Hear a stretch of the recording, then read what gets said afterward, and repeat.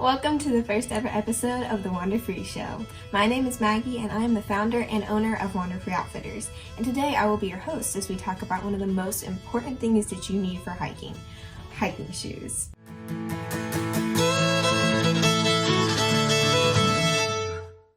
So I am an avid outdoors person and I hike all the time. It's one of my absolute favorite pastimes. Today I'm going to teach you exactly how I picked out my hiking shoes and what you need to do to find perfect shoes for your outdoor ventures.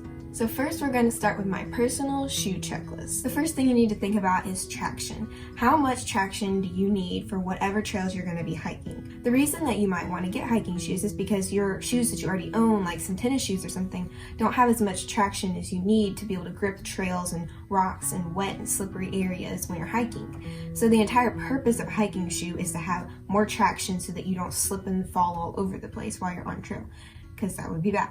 An example of traction would be the bottom of these hiking shoes. Please excuse the mud, I tried to clean. The traction on these shoes is a lot better than my regular tennis shoes that I use for just working out at the gym. When looking for your pair of hiking shoes, you definitely need to think about trails you're going to be hiking and how much traction you're going to need for that. The second thing that I always look for is room in the toe. Now what happens when you're hiking, especially when you're hiking downhill, is your foot's going to hit the edge of your shoe if it fits you just right. And what that will do over time is it will kind of dislocate your toenail. Yeah, that's a thing. And it's really disgusting and you don't want it to happen. So we definitely want to have a lot of room in the toe. Both my shoes that I own right here have a lot of room in the toe. And I tend to size up at least a half size just to make sure that I have plenty of room and my toe is never going to hit the edge of my shoe. And one extra tip for that is I always suggest going and trying on shoes before you get them. That would really make sense for anything, but especially for hiking shoes, you want to make sure that it fits you right, that it's not going to rub any blisters anywhere, and that there's plenty of room in the toe and you can bang your foot on the ground and it's not going to hit. Okay, the third thing you want to think about when looking for your hiking shoes is what climate you're going to be hiking in. Now there are different kinds of hiking shoes and I'll go over all three of them in just a minute. What you need to think about is, do you want to be wearing these in warmer weather or do you want these for colder weather? So you need to think about exactly where you're going to be hiking and the climate and the weather that you want these for. I personally own 2 pairs of hiking shoes, one for warmer weather and one for colder weather, and I suggest if you have the money to spend on that to definitely go for 2 so that you have options. But if not, I'll show you a couple of things that you can do and that I did for a while I only had 1 pair. The last thing on my personal checklist is, do you want these to be breathable or waterproof? Now with summer shoes, you definitely want them to be breathable. And with a lot of hiking sandals and stuff, that's obviously going to be the case. But with hiking boots, you can have the option of breathable hiking boots or waterproof hiking boots. Now waterproof hiking boots are probably not going to have any mesh or anything like that in it, and they're going to be a lot warmer, but they are going to be waterproof so water won't seep in through your shoe unless of course it comes on the top. You can get breathable hiking boots. So there are hiking boots that are really great for warmer weather hiking and even summer hiking.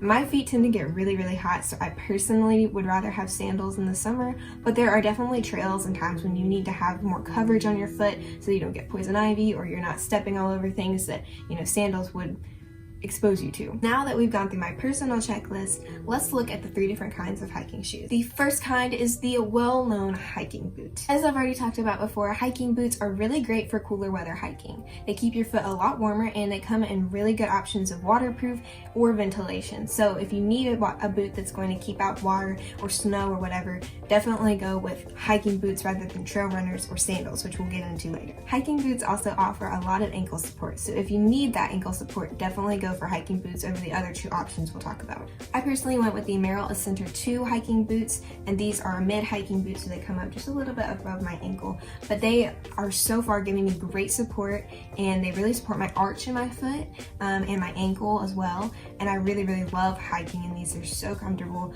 They are waterproof, but they aren't like super hot. Like they don't make my foot really hot, which I really love. And there is a ton of traction on these things. Like I have never slipped on anything, and I'm one of those people that's always running around squishing mud when I'm on hikes. Yes, I'm that person. I love mud. These shoes are really great for hiking in different kinds of climates. They will work for everything, and I've only had these for a couple of months now, but so far they've really held up well, and I think they're going to hold up really well in the future.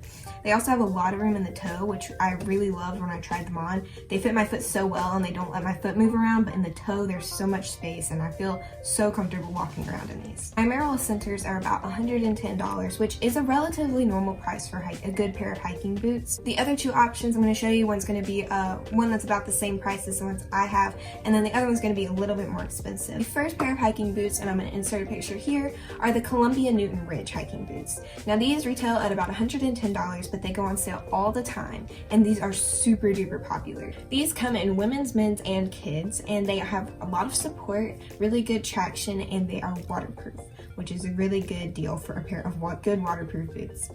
These are the kinds of boots that you will see on everybody's Instagram, those super popular Instagram hikers. These are the boots that I see everybody wearing. So they are super popular and they have tons of good reviews. So I definitely recommend checking these out. The more expensive pair of hiking boots that I would recommend looking into are the Keen Targhee Vent mid boots.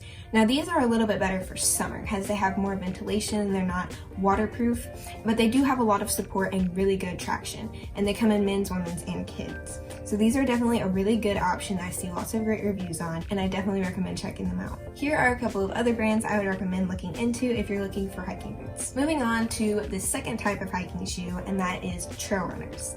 Now I personally do not own a pair of trail runners as I decided to go with a pair of hiking boots and hiking sandals, but I see a lot of people who choose to go with trail runners over the other two options. Now trail runners, as the name implies, were really specifically made for people who run on trails. They have a lot of good traction and support, but they don't limit your movement around your ankle. They're basically a glorified running shoe, but with a lot more traction. So these are a really good option if you don't need that ankle support and you want something that's really lightweight, but with a lot of good traction. I did research and pick out a couple of kinds of trail runners for you guys to check out, and I will talk about them really quick. The first one is the Saucony Peregrine. I believe I'm saying that right, don't quote me on that.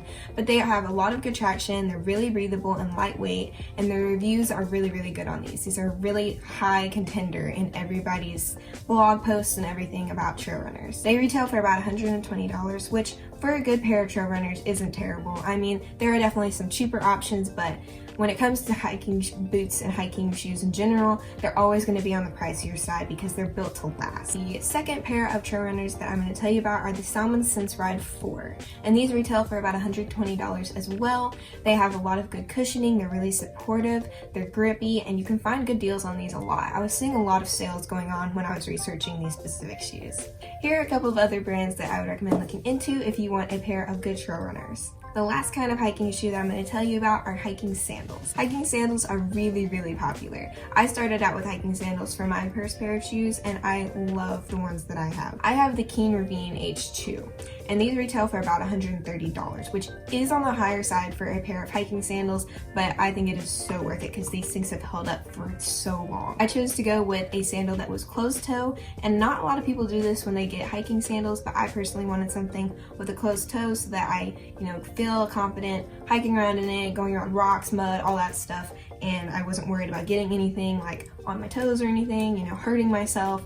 And there is a lot of room in this toe. Like my toe does not touch the end of this. I did go up about a half size. I wear a 7.5 in most shoes, and this is a size 8. These things have held up really, really well for me over the last year and a half or so that I've had them. The thing that I did before I got my hiking boots was when it was cooler weather outside, I would wear these with a couple of layers of wool socks under them, and it would keep my foot pretty warm and well protected, and it was a great time. There's always better options for colder weather hiking than hiking sandals with socks, but you do what you gotta do.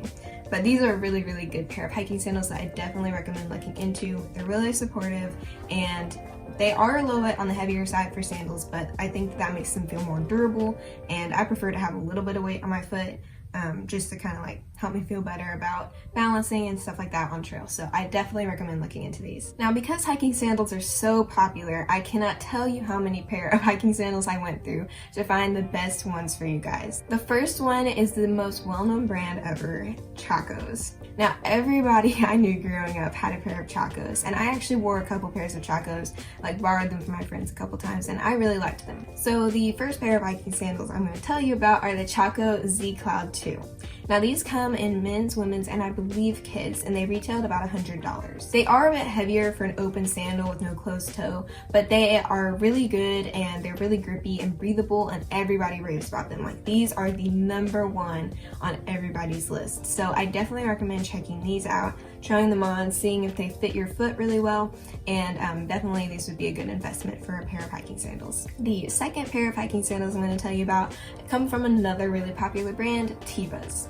Now these are the Teva Terra Fi 5. They retail for about $100 as well, and they have really good reviews. They are heavier, just like the Chacos for an open-toe sandal, but they seem to be really durable and grippy and really supportive. So I definitely recommend looking into these. People were talking really highly about them and they had really great reviews. So they seem to be really good for like kind of rougher terrain. Here are a couple of other brands that I would recommend looking into if you want to find a pair of good hiking sandals. So final thoughts. When it comes to buying your hiking shoes, you have to be willing to spend a little bit more than you would on other shoes. And that is because these shoes are built to last. And you're getting something that you want to last you through really rough terrain, and they're made to be durable. So you're paying for that durability. This is probably the one piece of hiking gear that I would actually recommend spending a good bit of money on. Everything else I'm ever going to tell you about is probably going to be a budget find or a DIY, because that's what I'm all about. But this is the one piece of gear that I would not recommend skimping out on. This is one of those things that's just going to make or break your hike for you. And if you get halfway through a hike and you hate your feet, I mean, that's just going to make it so much worse. And you're not going to be able to enjoy your hike or nature or the views, which is the entire point of hiking. So this is one of those things that you're going to have to spend a little more money on, but it is so worth it. We have a little buddy joining us for the outro.